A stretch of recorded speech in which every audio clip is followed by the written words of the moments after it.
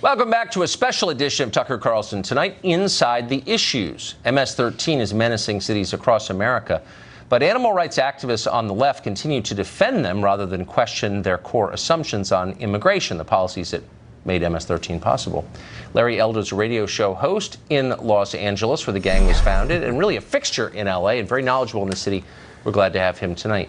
So, Larry, you live there in a city that's really been affected not just by MS-13, but by immigration more broadly, totally reshaped by it.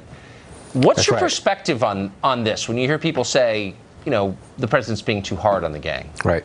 Well, for anybody who feels President Trump was harsh on MS-13 for calling them animals, ought to read the 2007 report by the left-wing Southern Poverty Leadership Conference, Leadership Center, Southern Poverty Leadership Center, I think it is. They did a report in 2007 talking about the 22,000 Latino gang members in Southern California taking their marching orders from the Mexican mafia, Tucker. They are targeting black people for execution, irrespective of whether or not they are members of gangs.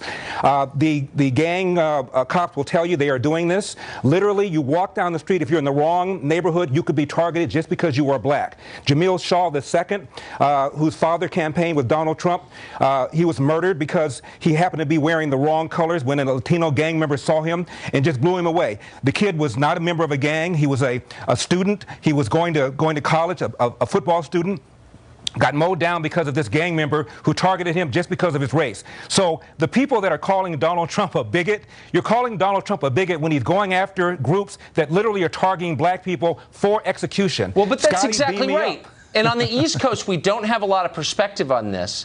And I think a lot of our viewers may be shocked to know that Compton, California, which was the largest black community west of the Mississippi, is now only a tiny minority black. It's overwhelmingly Hispanic. There's been huge displacement throughout L.A. County, and there's been a lot of violence that accompanies it. Why is that not covered anywhere? Well, you know why it's not covered, because the left-wing media doesn't want to talk about it. They are pro-illegal immigration, and if illegal immigrants displace some people in California who happen to be black, well, that's just the price of the ticket.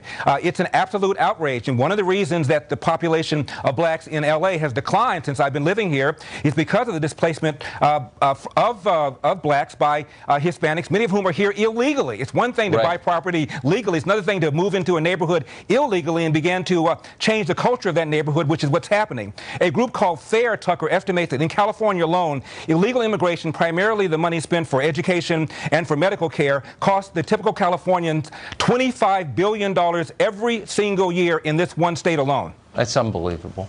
I got to get your take on the resolution from the NFL to the kneeling controversy. Were you satisfied by that?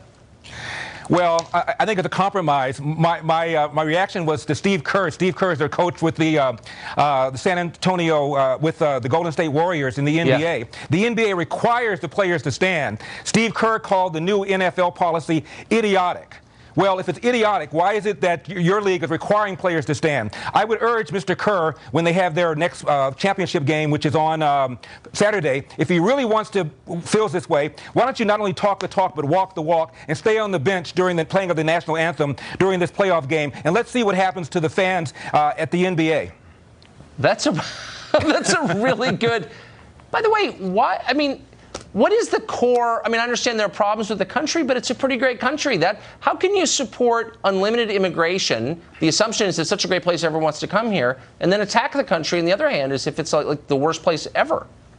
It's a really good question, and the reason is because of the Donald Trump derangement syndrome. Right. They just can't stand this guy. Never mind he wants to do something about giving inner city parents choices in education. The polls show that the average black and brown parent in the inner city want out of the government school to which their kid is mandated to attend. Donald Trump wants to give them an option. He's called a bigot for that. He wants to do something about illegal immigration, which poses competition to jobs and puts downward pressure on people living in the inner city. Yet he's called a bigot.